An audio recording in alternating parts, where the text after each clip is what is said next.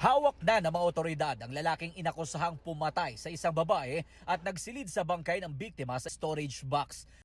Ayon sa pulisya, isinuko ng kanyang pamilya ang security guard na suspect sa Barangay Poblacion B sa Rosario, Batangas kaninang hating gabi. Sinubukan namin hingan ng pahayag ang suspect. Sumuko lang sir ako, nagtiwala sir sa mga pulis para sir malinis ang aking pangalan. Ayon naman sa tatay ng suspect, nagkaroon ng hindi pagkakaunawa ng kanyang anak at ang biktima. Nakita raw kasi sa social media ng kanyang anak na may kasamang ibang lalaki ang kanyang live-in partner. Hapon ng January 1 nang umuwi umanong lasing sa kanilang tinutuluyan ng kanyang anak at sinalubong siya ng biktima. Ang mga basag na bote na unang nakita ng Soko galing raw sa biktima at hindi sa suspect.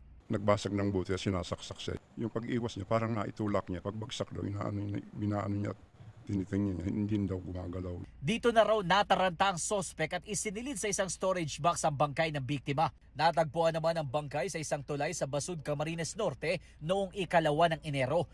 Sa backtracking ng mga pulis, na-trace kung sino ang sospek sa tulong ng barcode ng tape na binili niya at naiwan sa storage box. Maaari pong self-defense, naniniwala po ako. Hindi ko maiisip na gawin kasi napakabait yan ng bata ngayon. Kahit niya pag nalagyan lang yun ng masugatan lang ngayon, nag-iiyak pa yun, takot niya sa dugo. Kaya nung mangyari yun, hindi ako makapaniwala. Pero base sa autopsy report na hawak ng PNP, asphyxia o naubusan ng oxygen sa katawan ng biktima. Ibig sabihin, posible umanong nasakal din siya ng sospek. Naibalik na sa Cabuyao, Laguna ang sospek na sasampahan ng reklamong murder.